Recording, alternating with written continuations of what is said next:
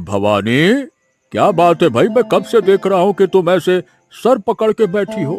इतनी चिंता करने से क्या फायदा? तो मैं क्या करूं, तुम ही बताओ। बेटा इतने साल बाद शहर से लौट रहा है। अरे तो ये तो खुशी की बात है ना। अब बेटा जी घर आ रहे हैं, वो भी नौकरी करके, और तुम खुश होने की बजाय ऐसे माथा पकड़ के बैठी हो। बेटा आ रहा है, उसे क्या खिलाऊं बताओ। क्या ये साग पत्ते, क्या मेरा बेटा अब ये खाता है? अरे तो हमारे पास जो है वही ही खिलाएंगे ना। तुम्हारा बेटा क्या हमारे दुख दर्द को नहीं समझेगा? बताओ। फिर भी बेटे के सामने अच्छा खाना ना परोसूं तो मुझे शांति नहीं मिलेगी। ये तुम समझ नहीं रहे। और घर की हालत भी देखो। अरे अब देखो, घर की हालत तुमने सही कही, पर अब घर इतना टूटा फूटा है कि मेरा बेटा आते ही शायद शहर लौट जाएगा। पर अब मैं कहती हूँ तुम मुखिया जी से कुछ पैसे उधार ले आओ। उस पैसे से घर ठीक करा लो। हाँ, वही करो। अब चलो ठीक है, मैं भी यही सोच रहा था।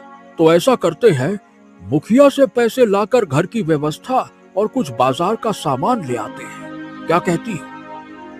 बेटे के सामने सब कुछ सुंदर और व्यवस्थित हो तभी मुझे शांति मिलेगी। हाँ ठीक है, तो मैं कल सुबह ही मुखिया के पास जाऊंगा। अब चिंता करना छोड़ो और सो जाओ, नहीं तो तबीयत खराब हो जाएगी। चलो सो जाओ।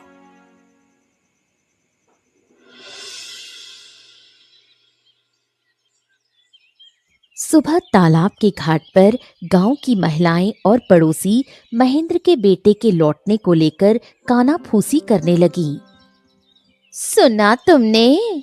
उस घर के महेंद्र का बेटा विक्रम इतने साल बाद शहर से लौट रहा है। इसमें क्या नया है? अब तो पूरे गांव को पता चल गया है। इतने साल माता पिता की खबर नहीं ली और अब लौट रहा है।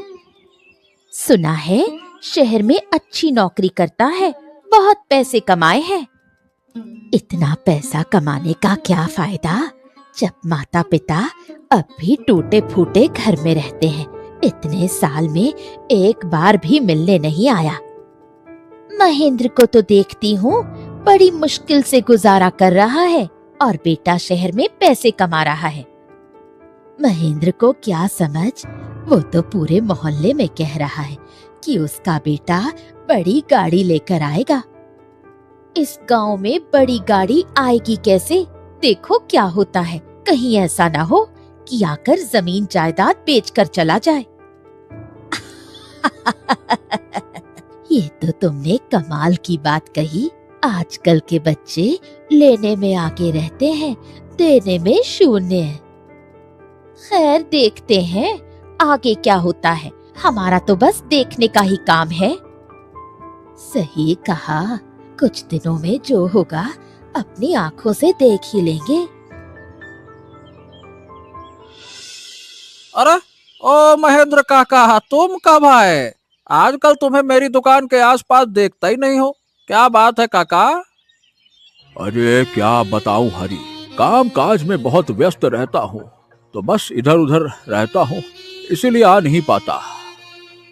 हाँ तो काम काज में व्यस्त रहते हो तो आज यहाँ क्यों आए हो? आज यहाँ कुछ दाल चावल लेने आया हूँ। देख हरी, मेरे पास अभी पैसे नहीं है, क्या थोड़ा उधार दे देगा? अरे क्या तुम्हें जरा भी शर्म नहीं आती काका? इतना तुमको उधार दे चुका हूँ, फिर भी तुम रोज उधार मांगने आ जाते हो। है, गजब बात करते हो। भाई मुझे भी आगे पैसे देना होता है, अपना घर चलाना है, बच्चों का है, सबका देखना है। अब हाँ हाँ, मैं समझ रहा हूँ हरी। अब मैंने तुमसे कहा है ना कि जितना पैसा बनता है लिख कर रख लो, मेरा बेटा आकर सब चुका देगा। हाँ, यही बात तुम पिछले 2 साल से कह रहे हो। 2 साल में कितना पैसा हो गया है, इसका कोई हिसाब है तुम्हारे पास? नहीं तो मैं अब एक पैसा भी उधार नहीं दूंगा। ऐसा मत करो, मेरा बेटा आने वाला है, उसके सामने देने के लिए 2 मुट्ठी चावल भी नहीं जुटा पा रहा। मुझे थोड़ा चावल दाल दे दो, थोड़ा सा। मैंने तुम्हें साफ साफ कह दिया है काका, मैं नहीं दे सकता। हाँ चलो जाओ यहाँ से, और तुम्हारा बेटा आए तो सारे पैसे चुका देना।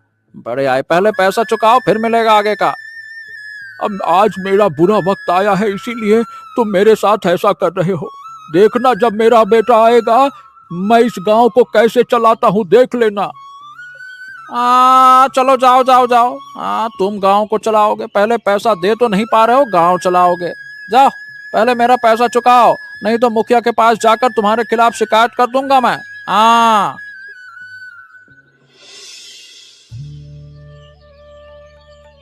अरे कौन कहाँ है? आकर देखो, देखो मेरा बेटा आ गया। मेरा बेटा इतने साल बाद आ गया। बेटा तू आ गया, हम कब से तेरा इंतजार कर रहे थे। तुझे आने में कोई परेशानी तो नहीं हुई? ज्यादा नहीं, थोड़ी परेशानी हुई माँ। गांव की सड़क है, अब बड़ी बड़ी गाड़ी आसानी से आती कहाँ है। ऊपर से धूल मिट्टी भी बहुत थी। हाँ, थक गया, बहुत धक्के लगे, बहुत धक्के लगे। सही कहा तूने, तुझे तो धूल मिट्टी की आदत नहीं है। चल अंदर आ, हाथ मुंह धोकर कुछ खा ले। अरे माँ, इतनी जल्दी जल्दी मत करो, मैं खाना वाना खाकर ही आया हूँ। शहर से बड़ी गाड़ी में गांव में आने में ज्यादा समय थोड़ी लगता है। आराम से बढ़िया खा पी के आ गया मैं। ज्यादा समय नहीं लगता है ना?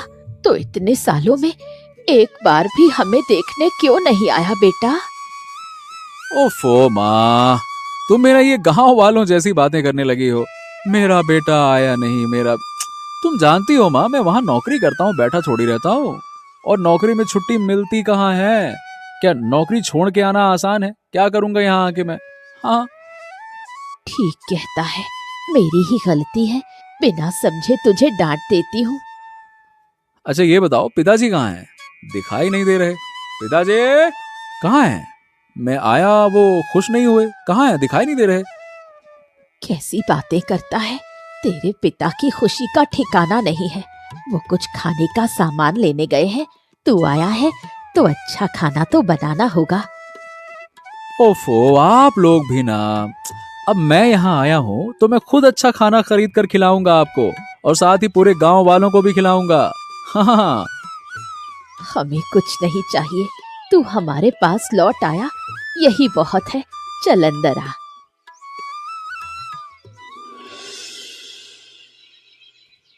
अच्छा माँ, बस करो ना, बस बस। वैसे ही खिड़की से काफी हवा आ रही है, अब और हवा की जरूरत नहीं है। बस करो, बस बस। चुप कर। तुझे गर्मी लग रही है या नहीं? क्या मैं नहीं समझती? तू शहर का आदमी है, ये गर्मी तुझसे सहन नहीं होगी। ऐसे बोल रही हो जैसे मैं कभी गांव में रहा ही नहीं। क्या मैं शहर में पैदा हुआ हूँ? यहीं रहा हूँ, यहीं पैदा हुआ हूँ, यहीं पला बड़ा हूँ। मैं इस गर्मी में ही बड़ा हुआ हूँ माँ। बहुत अच्छे से आता है इस गर्मी को झेलना। चिंता मत करो, बस करो। जो भी कह, मुझे तेरा थोड़ा बहुत ख्याल तो रखना ही होगा। अच्छा माँ, कविता कहाँ है? दिखाई नहीं दे रही। वो तो कब की अपने मामा के घर गई है, अभी तक लौटने का नाम नहीं। स्कूल की छुट्टी मिली है ना। लो, मैं इतने सालों बाद आया और उससे मिल भी नहीं पाऊंगा। क्या तुम लोगों ने उसे खबर नहीं दी क्या? दी है, आजकल में आ जाएगी, तू चिंता मत कर। हाँ माँ, अब जब मैं आ ही गया हूँ तो तुम्हें कविता की शादी की चिंता करने की जरूरत नहीं है। सब मैं देख लूंगा। देख बेटा, हमारी एक ही बेटी है। मैं नहीं चाहती कि उसे भी हमारी तरह दुख कष्ट सहना पड़े। तुम चिंता मत करो, मैं उसकी शादी किसी अमीर घर में कराऊंगा। और अब हमारे पास पैसों की कमी भी नहीं है। कुछ दिनों में इस घर को भी मैं ठीक कर दूंगा, चिंता मत करो। ये सुनकर बहुत खुशी हुई। गांव वालों ने बहुत बुरी बुरी बातें कही हैं, अब सबको दिखा देंगे। क्या बात है महेंद्र काका? सुना है कि तुम्हारा बेटवा घर में तो आ गया, वो भी बड़ी गाड़ी में, एकदम बड़की वाली। हाँ, और नहीं तो क्या। और समय मिले तो एक बार आकर देखना मेरे बेटे की गाड़ी कितनी बड़ी है। हाँ हाँ, मैंने देखी है तुम्हारे बेटे की बड़ी वाली गाड़ी। अच्छा, तुम्हारी तो किस्मत खुल गई काका। बताओ क्या चाहिए तुम्हें? क्यों रे? अरे कुछ दिन पहले जब मैं तेरे पास चावल दाल लेने आया था, तब तो तूने मुझे अपमानित करके भगा दिया था, और अब पूछ रहा है कि क्या चाहिए। काका, तुम बिना पुरानी बातें पकड़ के बैठ जाते हो, ऐसे थोड़े ना करते हैं। अच्छा आओ, बैठो बैठो। अरे बैठो तो सही, ऐसे कैसे चलेगा? हाँ, जब तू पुराना उधार पकड़कर बैठा था तो मुझे भी पुरानी बातें याद रखनी होंगी। ये ले, इसमें तेरे सारे उधार के पैसे हैं, ले रख ले। हाँ, अरे वाह वाह वाह वाह वाह, इतने पैसे एक साथ? क्या तुम्हारे बेटे ने तुम्हें इतने पैसे दिए? हाँ, तो क्यों नहीं देगा? तुझे पता है मेरे बेटे के पास कितना पैसा है? अब बुरा मत मानना काका, तुम्हारा बेटा ऐसी कौन सी नौकरी करता है जो इतना पैसा कमा लिया? कहीं कोई गलत काम तो नहीं करता? क्या कहा रे तूने? हैं? मेरे बेटे के बारे में क्या कहा? फिर से बोल के दिखा। है? बोल ना, अब क्या हो गया? बोलती बंद हो गई, बोल। अरे काका गुस्सा काहे करते हो? मैं तो मजाक कर रहा था। अब गांव के लोग भी ऐसी बातें करते हैं, इसीलिए मैंने भी कह दिया। लेकिन छोड़ो ये सब बातें छोड़ो। आइंदा मेरे बेटे के बारे में कोई उल्टी सीधी बात कहना नहीं, नहीं तो देख लूंगा मैं। अरे तुम महेंद्र के बेटे हो ना? वाह, कितने बड़े हो गए हो, कितने साल बाद देखा तुम्हें। अब तो पूरे साहब लगते हो। हाँ काका, वो क्या है कि शहर में रहता हूँ ना, इसीलिए ऐसा है। गांव वालों की तरह रहना शहर में संभव नहीं होता है, वहां थोड़ा अलग है गांव से। हाँ, ये बात तो सही कही भाई। जहाँ रहो वहाँ के हिसाब से रहना पड़ता है। जैसा देश वैसा भेष। हाँ बताओ बेटा, कितने किलो मांस चाहिए? काका तुम 15 से 20 किलो दे देना, लेकिन हाँ ताजा देना काका। हाँ, इतना मांस, इतना एक साथ मांस लेकर क्या करोगे? घर में कोई शादी वादी है क्या बेटा? तुम शादी कर रहे हो? अरे नहीं काका, नहीं, शादी होगी तो आपको बुलाऊंगा ना। दरअसल मैं इतने सालों बाद घर आया हूं तो इसीलिए गांव वालों को दावत दूंगा। अरे वाह वाह वाह वाह, तुम तो वाकई में बहुत अच्छे निकले बेटा। गांव आकर सबको दावत दे रहे हो, बहुत अच्छे। क्या करूं काका, पिताजी ने मेरे बारे में बहुत गर्व से बातें की हैं, तो उनका मान तो रखना पड़ता है। हाँ, बिल्कुल सही कहा। अपने माता पिता का ख्याल रखना। उन्होंने जीवन में बहुत कष्ट सहा है बेटा। ठीक है काका, आपको भी निमंत्रण है, दोपहर के बाद हमारे घर आकर खाना खाइएगा। भैया, ओ भैया, तुम आ गए। कितने सालों बाद तुम्हें देखा। कितनी बार तुम्हें आने को कहा, लेकिन तुम आए ही नहीं। कैसी है रे तू कविता? मैं इतने साल बाद शहर से लौटा हूं और तू मामा के घर जाकर बैठ गई हैं? मुझे क्या पता था कि तुम आओगे। तुम्हारे आने की खबर मिलते ही तो मैं आ गई। चल, बहुत अच्छा किया। अब ये जो गाड़ी भरकर सामान है सब रसोई में ले जा, चल। अरे, इतना सारा सामान लाकर क्या करेगा? ये तो पूरे 1 साल का राशन लगता है। माँ, तुम समझ नहीं रही हो। मैं इतने सालों बाद आया हूँ, क्या गांव वालों को दावत भी नहीं दूंगा? इसीलिए सब लेकर आया हूँ। मतलब तुमने गांव वालों को बुलाया है? इन सबसे बड़ा भोज होगा। बिल्कुल सही समझी तुम। लेकिन इतने पैसे खर्च क्यों किए बेटा? इतना खर्च किए बिना भी काम चल जाता। इन पैसों से हम 2 साल आराम से चल सकते थे। कैसी बातें करती हो माँ? क्या अब तुम्हारे वो पुराने दिन रहे हैं क्या? मेरे लिए ये पैसा वैसा कुछ भी नहीं है माँ, तुम चिंता मत करो। थोड़े से पैसे खर्च किए, ज्यादा नहीं।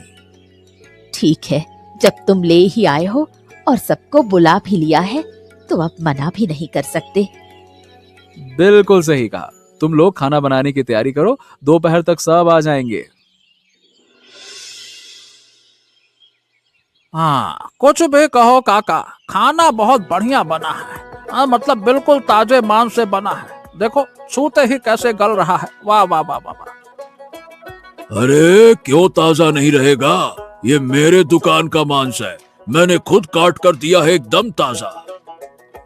वाह, कुछ भी कहो, महेंद्र काका का बेटा इतना बड़ा भोज करेगा, ये तो मैंने कभी सोचा भी नहीं था। हाँ, सही कहा तूने। महेंद्र तो जिंदगी में मेरी दुकान से एक टुकड़ा मांस भी नहीं खरीद पाया, और उसका बेटा देखो किलो के हिसाब से मांस खरीद कर पूरे गांव को खिला रहा है। हाँ, फिर भी इस टूटे फूटे घर में मांस पुलाव बनाकर लोगों को खिला रहा है। यह भी महेंद्र काका के लिए कम नहीं है। बिल्कुल सही कहा। अपने लिए मांस पुलाव बनाना और पूरे गांव के लिए बनाना दोनों अलग बात है। हाँ, फिर भी मुझे लगता है कि ये पैसा किसी गलत रास्ते से आया है। इतना पैसा यूं थोड़ी आता है भैया। मेहनत से तो आदमी 4 पैसे कमाता है और गलत रास्ते से 4000। हाँ, बस यही तुम्हारी गलत आदत है, ऐसी बातें करते हो। अरे गरीब थोड़ा अच्छा जीना चाहते हैं और तुम लोग तुरंत उसके बारे में गलत बातें करना शुरू कर देते हो। खाना खाओ। तुम्हें मेरी बातें गलत लग रही हैं। ठीक है भैया, ठीक है, कुछ दिन रुक जाओ, फिर खुदा ही देख लेना।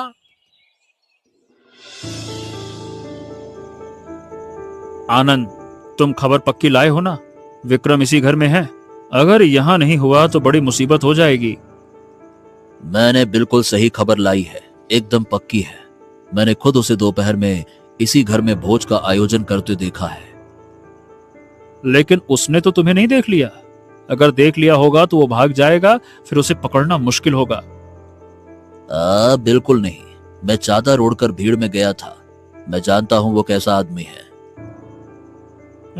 बेचारा सोच रहा था कि यहाँ आकर छिप जाएगा और उसे कोई नहीं पकड़ पाएगा। लेकिन हमारे हाथ से बचना इतना आसान नहीं है बेटा। अच्छा गोपाल दा, उसने कैसे सोचा कि हमारे साथ इतने दिन काम करके भी हमें पहचान नहीं पाया? हमारे इस गिरोह से कोई ऐसे कैसे भाग सकता है? यही तो उसकी सबसे बड़ी गलती है। वो खुद को बहुत चालाक समझता है। सोचता था कि हम उसे कभी पकड़ नहीं पाएंगे, गिरोह छोड़ देगा वो। अरे एक बार जो अंदर आता है बाहर नहीं जा सकता। अब बताओ उसे पकड़ना कब है? वो यहाँ से भागे उससे पहले पकड़ना होगा। हाँ, लेकिन इतनी रात को जाना ठीक नहीं होगा। गांव का इलाका है, उल्टा खतरा हो सकता है। कल सुबह जाकर देखते हैं। ठीक है, फिर कल सुबह ही उसके घर चलेंगे। ठीक है। क्या हुआ विक्रम, तू डर गया क्या? बाहर क्या है? ऐसे दरवाजा क्यों बंद कर दिया? कुछ नहीं माँ, कुछ नहीं। क्या है, इतने दिनों बाद गांव आया हूँ, इसीलिए रात में बाहर निकलने में थोड़ा डर लग रहा है। क्या बोल रहा है तू? तू तो दिन रात जंगलों में घूमता था, तुझे तो घर में रोकना मुश्किल था, और अब तू डर रहा है? अरे ये सब आदत की बात है माँ। शहर में रहते रहते ना अंधेरे की आदत छूट गई है, इसीलिए लगा जैसे कुछ हिल रहा हो। क्या हिलेगा? ये सब भूत प्रेत की बातें दिमाग से निकाल दे। अब ऐसा कुछ नहीं होता। हाँ, सही कह रही हो माँ, लेकिन दरवाजा खोलने की क्या जरूरत है? मेरा डर अभी कम नहीं हुआ है। हम दरवाजा बंद करके ही बैठते हैं ना माँ। क्या कह रहा है तू? ऐसे दरवाजा बंद करके बैठे रहेंगे? बाहर के काम नहीं करने हैं क्या? आसमान में बादल भी छा गए हैं। अब बादलों की बात छोड़ो ना, बाहर कोई काम करने की जरूरत है ही नहीं। कल कर लेंगे, दिन में कर लेंगे। मैं काम करने के लिए मजदूर भी रख दूंगा, कोई दिक्कत नहीं है। वो सब बात की बात है, लेकिन बाहर सूखी लकड़ी रखी है, उसे अंदर नहीं लाएंगे तो बारिश में भीग जाएगी। अरे मेरी बात क्यों नहीं मान रही हो माँ? बाहर जाने की कोई जरूरत नहीं है। उन लकड़ियों को छोड़ दो ना। मैं कल तुम्हारे लिए अच्छा चूल्हा बना दूंगा, ले आऊंगा, खरीद के ले आऊंगा। अचानक तुझे क्या हो गया? मैं कुछ समझ नहीं पा रही हूँ। कुछ नहीं हुआ माँ, तुम चुपचाप बैठ जाओ। तुम कविता से बातें करो, मैं यहीं पास में हूँ। देखो बैठा हूँ मैं। हाँ,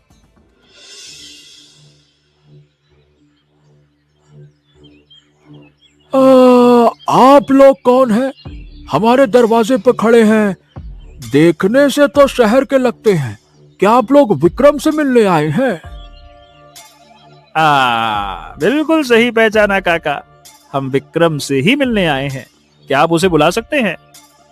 हाँ तो आइए आइए आइए, अंदर आकर बैठिए ना। आप लोग हमारे मेहमान हैं। अरे विक्रम, अरे बेटा विक्रम, कहाँ है तो? इतना परेशान होने की जरूरत नहीं है। हम बैठने नहीं आए हैं, बस विक्रम से मिलना है। क्या वो घर में है? हाँ हाँ, घर ही में है। शायद सो रहा होगा, रात में देर से सोया था। लेकिन आप लोग किस काम से उससे मिलना चाहते हैं?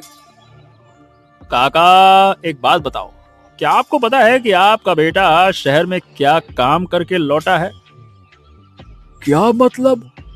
मेरा विक्रम तो नौकरी करता है, इतने साल बाद नौकरी करके गांव लौटा है। गलत। आपका बेटा कोई नौकरी वोकरी नहीं करता, गैर कानूनी कामों में शामिल रहता है और वहां से बहुत पैसा लेकर भागा है। ये क्या कह रहे हैं आप लोग? आपका दिमाग तो ठीक है ना? मेरा बेटा ऐसा क्यों करेगा? हमारा दिमाग ठीक है, आप अपने बेटे से पूछिए या उसे हमारे सामने लाइए, हम सब साबित कर देंगे। अच्छा ठीक है, आप अंदर चलिए, मैं विक्रम को बुलाता हूँ। कहाँ जा रहा है? सीधा यहीं खड़ा हो जा, जो सवाल पूछे जाएंगे उसका जवाब देना। पिताजी, मुझे काम है, आप समझ नहीं रहे, मुझे जाना होगा। कहीं नहीं जाना है, यहीं खड़ा रह। आप लोगों को जो पूछना है पूछिए, मेरा बेटा सब कुछ सच बताएगा। बेटा जी, विक्रम जब हमारा पैसा लेकर भागे थे तब सोचा तो नहीं था कि पकड़े जाओगे, है ना? क्या कह रहे हैं आप लोग?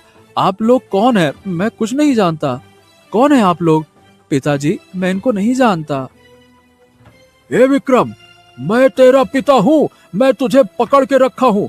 मेरी कसम है, मेरे मेरे मेरे मुंह पे झूठ नहीं बोलना। साफ साफ बता, सच बता। पिता ने कसम दे दी, अब भी चुप रहेगा कि कुछ स्वीकार करेगा? बता ना विक्रम। मुझसे गलती हो गई, मुझे माफ कर दीजिए पिताजी। देखो भाई गोपाल, मैं आपका सारा पैसा लौटा दूंगा। इतना आसान नहीं है। हमारा पैसा तो हम लेंगे ही, लेकिन उसकी सजा भी तो तुम्हें मिलेगी ना। क्या मतलब मेरा बेटा सच में इतने साल तक गलत काम कर रहा था? बिल्कुल, और ये सारा पैसा लेकर भागा था। अब हम इसे कानून के हवाले करेंगे। हाँ, ठीक है। जब मेरे बेटे ने अपराध किया है तो उसे कानून के हवाले करना ही सही होगा। आप लोग इसे ले जाइए। देखो, मुझे माफ कर दीजिए, मैं सारा पैसा लौटा दूंगा, मुझे कानून के हवाले मत कीजिए। पिताजी मेरी बात सुनिए। अरे छोड़ो मुझे, छोड़ो। मैं सारा पैसा लौटा दूंगा, छोड़ो मुझे, छोड़ो।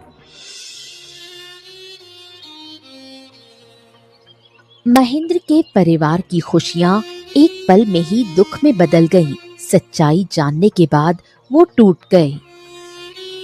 हाय मेरा बेटा, इतने साल मैं सोचती रही कि मेरा बेटा ईमानदारी की कमाई कर रहा है। मैं अब सुन रही हूँ कि वो गलत काम कर रहा था। तुम यकीन नहीं करोगी, जब मैंने अपने ही कानों से अपने बेटे के मुंह से ये बात सुनी तो मेरा दिल झक हो गया। ऐसा लगा दिल में किसी ने एकदम खंजर मार दिया हो। उस बाप के पैसे से मैंने अपने इस टूटे घर में मांस पुलाव खाया है। भगवान, ये कैसा दिन दिखाया तुमने। पैसों की कमी में मैंने लोगों के दरवाजे खटखटाए, लेकिन कभी गलत काम नहीं किया भवानी। और मैं अपने बेटे के गलत पैसे से मांस पुलाव खा रहा था, गांव वालों को खिला रहा था। छी छी छी छी छी। अगर मुझे पता होता कि मेरा बेटा ऐसा निकलेगा तो उसके जन्म के समय ही उसे खत्म कर देती। ऐसी बातें मत कहो, पूरे गांव में मेरी इज्जत मिट्टी में मिल गई। आज से समझ लो कि हमारा कोई बेटा नहीं है, कोई बेटा नहीं। सही कहा, जो लोग गलत काम करते हैं उनसे हमारा कोई समझौता नहीं। उसे कानून के हवाले करना बिल्कुल सही हुआ।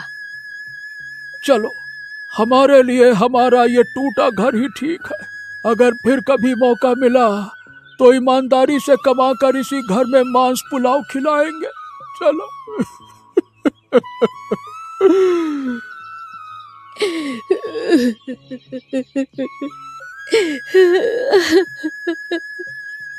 अच्छा बताओ दोस्तों, इस कहानी में विक्रम ने कितने किलो मांस खरीदा था? ऐसी ही मजेदार कहानियां देखने के लिए हमारे चैनल को सब्सक्राइब करना मत भूलिएगा।